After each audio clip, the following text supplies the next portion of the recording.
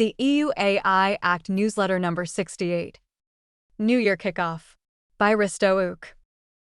Subtitle: Korea has passed the Basic Act on the Development of Artificial Intelligence and the Establishment of Trust, becoming the second nation globally after the EU to enact comprehensive AI legislation. Heading: Legislative Process. Second draft of the Code of Practice published. The second draft of the General-Purpose AI Code of Practice has been published following stakeholder consultation involving approximately 1,000 participants, including EU member states' representatives and international observers. The draft was shaped by working group meetings held in November 2024, when participants provided feedback through verbal discussions and interactive polls. The process included 354 written submissions on the first draft and input from AI model providers through dedicated workshops. The code serves as guidance for general-purpose AI model providers to demonstrate compliance with the AI Act throughout the lifecycles of their models. It is particularly relevant for models released after August 2, 2025, when new regulations take effect.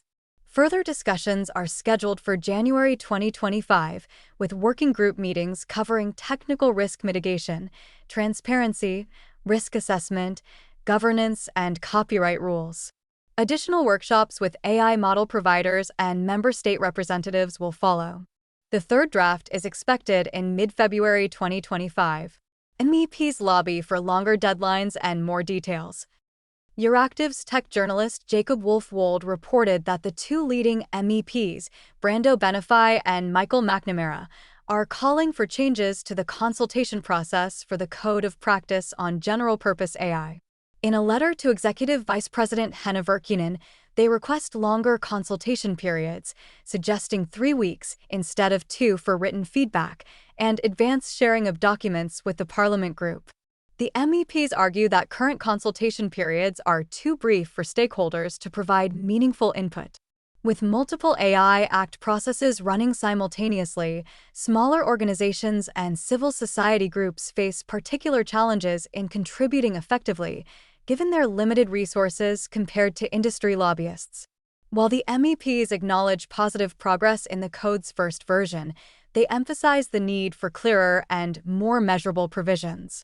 Some civil society organizations advocate for more specific requirements, while others, including Pierre Larouche from the Center for Regulation in Europe, CER, warn that excessive detail might reduce the process to mere form-filling without meaningful engagement. Heading: Analyses. There's an image here. Description: News article screenshot. The headline reads, Korea passes AI Basic Act, second globally, enhancing national AI competitiveness. Korea passes second comprehensive AI law in the world. Staff writer Kim Min-kook reported in Chosenviz that Korea has passed the Basic Act on the Development of Artificial Intelligence and the Establishment of Trust, becoming the second jurisdiction in the world after the EU to enact comprehensive AI legislation.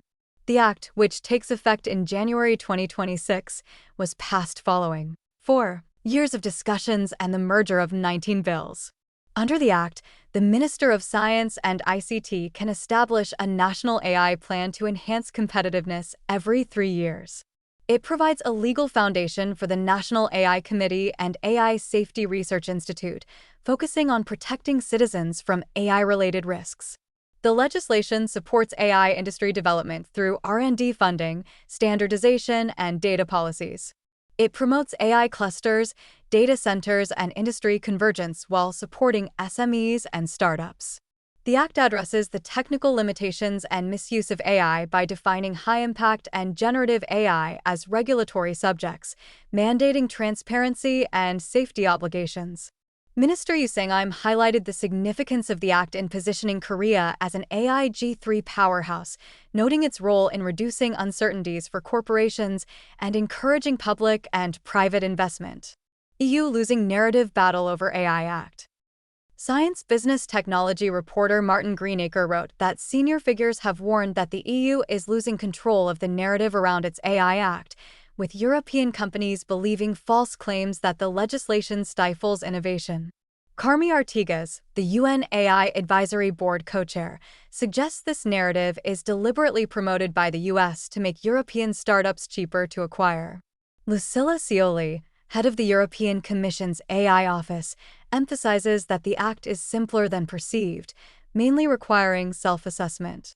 She notes that while only 8% of EU companies currently use AI, the goal is to increase this to 75%.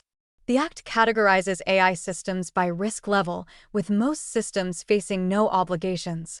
Holger Hughes acknowledges that it is in the interests of U.S. tech companies to promote the narrative, but also believes there is a kernel of truth to it due to possible negative impact on certain parts of the AI ecosystem.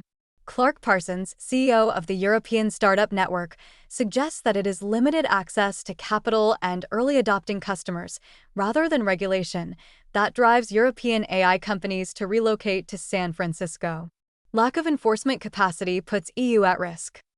MEP Axel Voss warns that the European AI Office is severely understaffed to implement upcoming EU AI rules. Currently, the office has approximately 85 staff members, with only 30 specifically working on AI Act implementation. This contrasts sharply with the UK AI Safety Institute, which has over 150 staff focused solely on AI safety, despite lacking formal legislation. The AI Office, although credited with setting global standards through the General-Purpose AI Code of Practice, is experiencing delays in delivering key components of the regulation. These include a template for AI training content reporting and consultations on unacceptable AI uses. Voss argues that the AI Office Units A2 and A3 need to expand to over 200 staff by the end of next year to match the Commission's commitment to the Digital Services Act. He emphasizes that substantial expertise is required across systemic risks, market developments, and legal aspects to govern advanced AI models effectively. Implementing the AI Act in Belgium. Wanzooms and Thomas Gills of the Knowledge Center Data and Society published a policy brief analyzing the implementation requirements of the AI Act in Belgium, focusing on scope, exemptions, and the designation of regulatory authorities. With regards to notifying authorities, the brief recommends that existing Belgian authorities currently overseeing product harmonization should maintain their roles under the AI Act.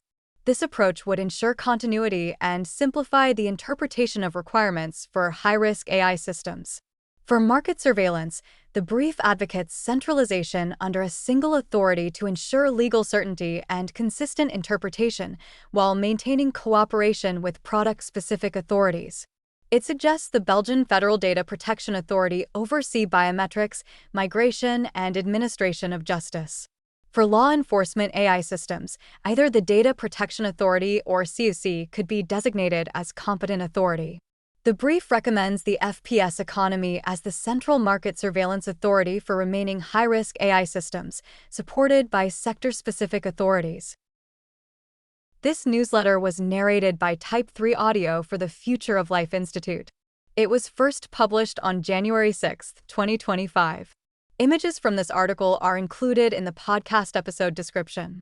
To report an issue or give feedback on this narration, go to t3a.is.